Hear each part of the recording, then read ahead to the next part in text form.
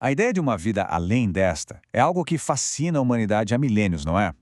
Hoje, a gente vai mergulhar fundo em como essa noção, baseada em nossa fonte, deixou de ser uma crença meio vaga para se tornar algo muito mais vívido e detalhado. E para começar, vamos direto para um momento que é um divisor de águas.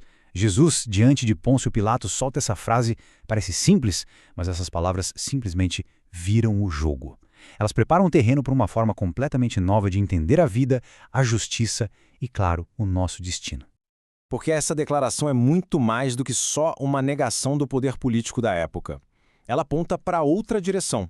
Ela coloca a vida futura como o grande objetivo da humanidade. Esse conceito passa a ser basicamente o eixo de tudo. E aqui está o ponto central do nosso material de hoje. Pense bem, sem a promessa de uma vida futura, por que tantos sacrifícios? Por que se esforçar para seguir certos preceitos morais? É essa ideia que amarra tudo. É ela que dá sentido para as dificuldades da vida aqui na Terra e que se encaixa com a noção de uma justiça divina que vai além do que a gente vê.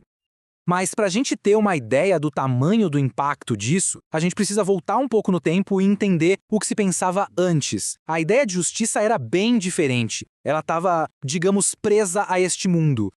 Olha só que interessante esse contraste. De um lado, a gente tem uma lógica bem direta, né? As leis de Deus são recompensadas aqui e agora, com bens materiais, vitórias, e os castigos também são terrenos, como derrotas e calamidades. Do outro lado, a proposta de Jesus é uma virada de chave completa. A verdadeira justiça, a recompensa de verdade, não está aqui. Ela foi transferida para outro lugar, a vida futura.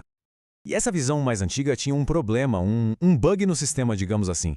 Ela não conseguia explicar o que a gente vê todo dia, por que tanta gente boa sofre e por que às vezes parece que quem faz o mal se dá bem. Com uma justiça que só acontece aqui na Terra, essas perguntas ficavam no ar sem uma resposta muito boa. E é exatamente aí que entra a grande promessa. A promessa de um novo destino, um outro mundo. Um lugar onde, finalmente, a balança da justiça se equilibra para todo mundo, sem exceção. Então, a vida futura deixa de ser só uma ideia, um bônus. Não, ela passa a ser o objetivo principal, o foco de tudo. É para lá que todas as ações deveriam apontar. É o verdadeiro lar onde o reino dele se manifestaria e onde a recompensa final seria encontrada. Só que tem um detalhe importante aqui. A fonte que a gente está analisando diz que esse ensinamento não foi entregue por completo. Foi como se uma semente tivesse sido plantada, sabe? O princípio da vida futura foi estabelecido, mas os detalhes, o como funciona, isso ficou para depois. Aparentemente, a humanidade daquela época ainda não estava pronta para receber o quadro completo.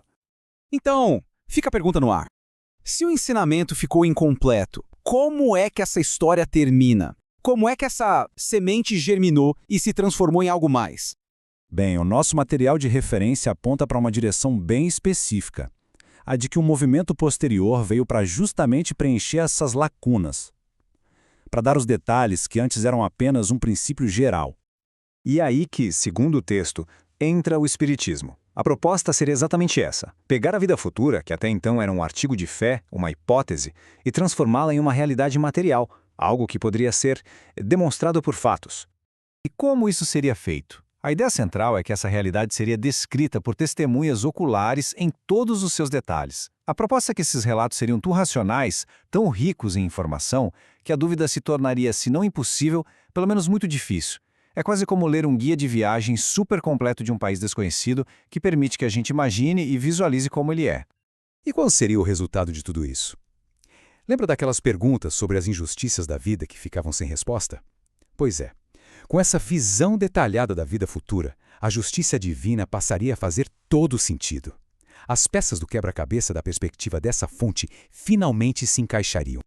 Isso tudo nos leva a uma reflexão final, que vai além de qualquer crença. Se o futuro não fosse mais uma possibilidade, uma incógnita, mas sim um destino conhecido, com regras e consequências claras, como isso mudaria o jeito que a gente vive o presente? As nossas escolhas, os nossos valores, o que mudaria na nossa jornada de hoje?